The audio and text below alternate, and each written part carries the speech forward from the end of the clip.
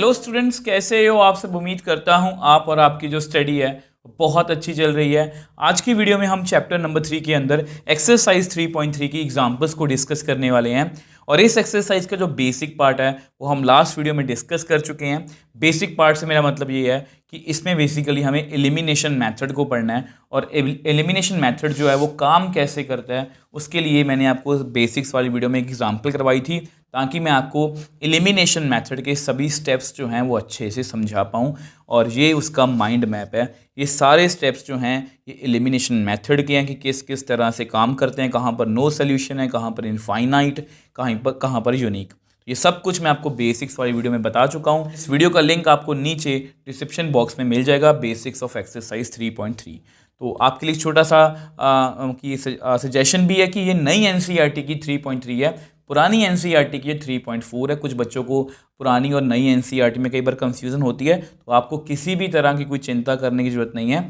तो ये बेसिकली 3.3 है नई एनसीईआरटी की, और पुरानी एनसीईआरटी की 3.4 है। तो एक अच्छे मन से, एक पॉजिटिव मन से आज की वीडियो को शुरू करते हैं। तो एग्जाम्पल नंबर 8 की बात करते हैं। पुरानी एनसीईआरटी की एग्जाम्पल नंबर 11 है, नई एनसीईआरटी में ये एग्जाम्पल नंबर 8 है। तो ratio of incomes of 2 persons is 9:7 and ratio of their expenditures is 4:3. If each of them manage to save 2000 rupees per month, find their monthly incomes. तो बहुत अच्छा question है। मैं हमेशा से इन क्वेश्चंस को अच्छा बोलता हूँ, क्योंकि ये कॉम्पिटेंसी बेस्ड के लिए बहुत इंपॉर्टेंट क्वेश्चंस होते हैं। एलिमिनेशन मेथड, सब्स्टिट्यूशन मेथड, ये सब कुछ तो आप सीख ही लोगे, बट बेसिकली जो इसमें सीखने वाली बात ये होती है कि हम इक्वेशंस कैसे बनाते हैं। तो यहाँ पर बच्चों को दो दिक्कत आएंगी। एक तो रेशो का कंसेप्ट कई बच्चों को क्लियर नहीं होता, दूसरा इसमें इक्वेशंस बनाना मुश्किल है, क्योंकि डायरेक्टली नहीं बताया गया कि इक्वेशंस कैसे बनेगी। क्योंकि जिन बच्चों को मतलब कि स्टेटमेंट अच्छे से नहीं समझ में आती ना, तो उनके लिए थोड़ा सा इक्वेशन बनाना मुश्किल होता है। तो मैं आपको समझाने की कोशिश करता हूँ। तो पहली बात तो रेशो को समझा देता हूँ पहले। देखो रेशो क्या है। जैसे मैंने किसी चीज़ को 1:2 में डिवाइड, दो बंदे हैं, मैंने 1:2 में डिवाइड कर दिया। इसका मतलब पता क्या होता है? इसका मतलब ये है कि इसका मतलब ये नहीं है कि मैंने एक चीज़, जैसे मान लो मैंने पेन को डिस्ट्रीब्यूट करना है 2 पर्सनस में, मैंने 1:2 में डिस्ट्रीब्यूट कर दिए। इसका मतलब ये थोड़ी ना कि मैंने एक पेन एक को दिया, दो पेन दूसरे को दिए। इसका मतलब ये है कि अगर मैंने एक पेन पहले को दिया है तो दूसरे को 2 दिए हैं। अगर मैंने पहले को 2 दिए हैं तो दूसरे को 4, पहले को 3 दिए हैं तो दूसरे को 6, पहले को 4 दिए हैं तो दूसरे को 8, मतलब डबल दिए हैं हर बार। इसका मतलब ये होता है, रेशो ऐसे काम करती है कि ये वैल्यू जो है इसके साथ ऐसा होता है। इसको हम ऐसे लिख सकते हैं 1x 2x, कुछ भी लिख सकते हो कि x की, जैसे x को मैंने 2 फिल किया तो ये आंसर आएगा, 3 फिल किया तो ये आंसर आएगा, 4 फिल किया तो ये आंसर आएगा। तो इस तरह से ये रेशो काम करती है। दूसरी बात, यहाँ पर इनकम की बात हुई है। इनकम आप समझते हो, जो आप पैसे कमाते हो, वो 9:7 है। 2 पर्सन है, ये मान लो फर्स्ट पर्सन है, ये मान लो सेकंड पर्सन है, ठीक है। अब इनकी जो इनकम है, एक की है 9, दूसरे की है 7। इसको हम ऐसे नहीं लिखेंगे, इसको हम लिखेंगे एक की है 9x, दूसरे की है 7x। मुझे नहीं पता x कितना आएगा, ठीक है। अब उसके बाद इसके बाद मैंने x लगा दिया। उसके बाद रेशो ऑफ देयर एक्सपेंडिचर, ठीक है। एक्सपेंडिचर की रेशो कितनी है? 4:3। अब यहाँ पर मैं x नहीं लगाऊंगा, क्योंकि ये एक अलग टर्म है। इनकम के लिए मैंने x का यूज़ किया, ठीक है। इनकम के लिए मैंने x का यूज़ किया, और एक्सपेंडिचर के लिए मैंने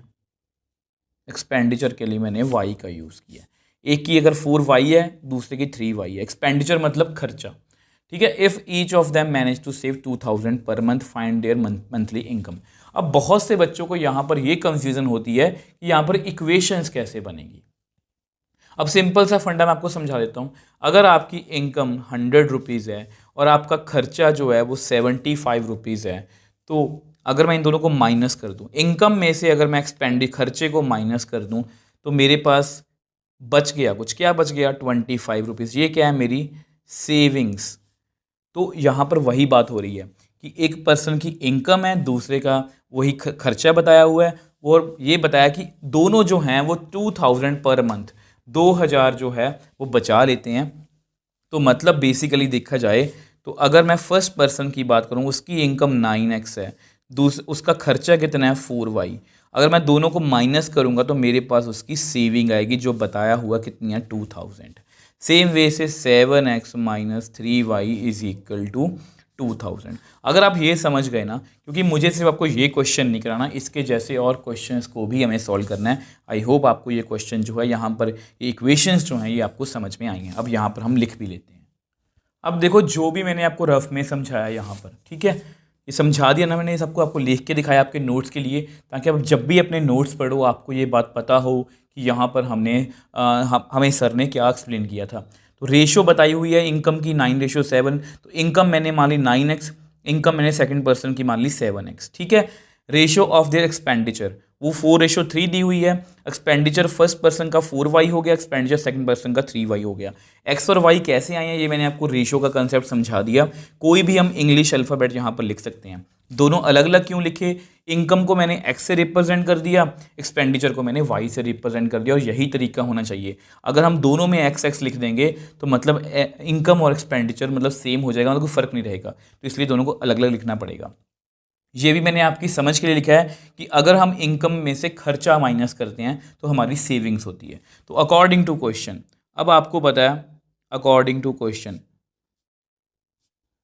तो हमें क्या दिया हुआ क्वेश्चन में कि पहले बंदे की सेविंग कितनी है, इनकम कितनी है 9x, उसमें से अगर हम एक्सपेंडिचर को माइनस कर दें तो वो 2000 रुपीज़ जो है वो सेव कर लेता है। तो ये हमारी फर्स्ट इक्वेशन आ गई जी, ठीक है। सेम वे से आल्सो सेकंड पर्सन जो है वो 7x इनकम है उसकी, अगर उसमें से उसका खर्चा माइनस करें तो वो भी 2000 जो है वो सेव कर लेता है। आई होप इतनी बात आपको क्लियर है।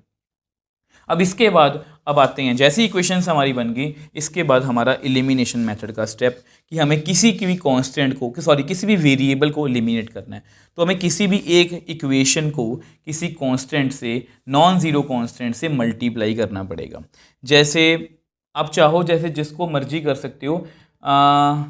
देखा जाए तो अगर आप इसको देखो 7 से मल्टीप्लाई करोगे तो 63 आएगा, इसको 9 से करोगे तो 63 आएगा। बट मुझे लगता है कि उससे कैलकुलेशन थोड़ी सी मुश्किल हो जाएगी। आप y को सेम करने की कोशिश कर लो। तो मैं क्या करने वाला हूँ, यहाँ पर लिख देता हूँ। अब देखो मैंने वही लिखा है कि इसको हमें 3 से मल्टीप्लाई करना है, सेकेंड को हमें 4 से मल्टीप्लाई करना है। तो 3 से मल्टीप्लाई करते हैं तो 9x माइनस 4y, ठीक है, दोनों तरफ करेंगे 3 इंटू, ठीक है, ये मत भूलना कि और एक तरफ मल्टीप्लाई करके आ जाओ। सेम वे से सेकंड को भी करना है, सेकंड को करना है हमें 4 से, ठीक है। तो 7x, अगर आप x से भी करोगे मतलब 9 और 7 से भी करोगे वो भी ओके, वो गलत नहीं होगा। वो जस्ट मैंने आपको तरीका बताया कि कैलकुलेशन थोड़ी सी आपकी कम हो जाएगी, ईजी हो जाएगी, ऐसा सच और कुछ भी नहीं, यहाँ पर 4 आएगा। तो अब देखो इनको मल्टीप्लाई करते हैं, 3 9 27x, 3 4 12y, 3 को 2 से करेंगे तो 6000 ही आएगा। 4 को 7 से करेंगे, 4 7 28 माइनस 4 3 12y, 4 को 2 से करेंगे तो 8000, ठीक है। तो ऐसे करते हैं, इसको हम नेक्स्ट पेज पे सॉल्व कर लेते हैं। अब देखो जैसे ही हमने इनको मल्टीप्लाई कर लिया तो इनको एक नंबर अलग अलग दे दूँ, ठीक है। अब ये कोफिशिएंट सेम हो चुके हैं। तो मैंने आपको एक बात बताई थी कि जब भी ना इन दोनों के ऐसे, इन दोनों को हमने सेम किया, इनके साइन भी सेम है, इनको सब्ट्रैक्ट करना पड़ेगा। तो हमें सब्ट्रैक्ट कर देते हैं। तो इसको लिखेंगे क्या, सब्ट्रैक्ट थर्ड फ्रॉम फोर्थ, जैसे मर्जी कर लो, ऐसा कोई भी इशू नहीं है कि किसको पहले करना है, ठीक है। थर्ड फ्रॉम फोर्थ, तो फोर्थ को पहले लिख लेते हैं, ठीक है। ये बड़ी थी इसे मैंने पहले लिख ली क्योंकि यहाँ पर बड़ा नंबर है। 27x minus 12y is equal to 6000। अगर आपको याद है मैंने आपको बेसिक्स वाली वीडियो में बताया था कि बेसिकली माइनस का मतलब होता है कि यहाँ पर साइन चेंज करने हैं, माइनस, यहाँ प्लस, यहाँ माइनस, ठीक है। तो इससे क्या होगा, इससे हमारा 28 माइनस 27 तो 1x आएगा। 12 माइनस 12 प्लस 12 कितना आएगा, ये कट हो जाएगा तो यहाँ पर 0y आएगा। यहाँ पर कितना आएगा, 0y, मतलब कुछ लिखने की ज़रूरत ही नहीं है। 8 minus 6 2000, which employees x is equal to 2000 आ गया, ठीक है। तो वैसे मैं आपको नॉलेज के लिए बता दूं कि यहाँ पर बेसिकली ऐसा होता है 28x minus 12y minus 27x minus 12y, basically minus ऐसे होता है। 28x minus 12y minus 27x plus 12y। देखो ध्यान से 28 माइनस 27 1x, ये कट हो गया। तो बेसिकली इसको बार बार नहीं लिखते हम, इसको हम ऐसे ही लिखते हैं कि यहाँ पर साइन चेंज कर दो, माइनस प्लस है तो माइनस, माइनस है तो प्लस लिख दो। ठीक है, आई होप ये x की वैल्यू आ गई। अब जैसे ही हमारी वन वेरिएबल की वैल्यू आ गई, ये तो दूसरी, ये तो इसकी हम बात ही नहीं करेंगे, वेरिएबल की वैल्यू आ गई तो इसको हम किसी भी एक इक्वेशन में फिल कर दो। तो ऐसा करते हैं, इसको हम 1 में फिल कर देते हैं, जो भी आपको ठीक लगे। Put in 1। अब 1 कौन सी इक्वेशन है? 9x minus 4y is equal to 2000। तो इसमें फिल करते हैं, तो x की जगह पर 2000 minus 4y is equal to 2000, ये कितना आएगा? 18,000 minus 4y is equal to 2000 minus 4y is equal to 2000 minus 18,000। तो माइनस 4y, ये 18,000 में 2000 गया 16,000 और माइनस लगेगा। अब ये माइनस माइनस हम कट कर सकते हैं, तो कितना आ गया y? 16,000 बाय 4। ठीक है, तो ये भी कट हो जाएगा, 4 4 ज़ा 16, तो y की वैल्यू कितनी आ गई? 4000। तो x और y की वैल्यू हमने निकाल ली। बेसिकली यहाँ पर हमें x और y की वैल्यू नहीं पूछा गया, उन्होंने हमें ये पूछा कि मंथली इनकम कितनी है। ठीक है, मंथली इनकम, तो नाउ किसकी? दोनों की पूछी है ना। हाँ, now monthly income, monthly income, incomes लिख लो। एक की थी 9x एंड दूसरे की कितनी थी? I think 7x। ठीक है, तो x की वैल्यू फिल कर देते हैं,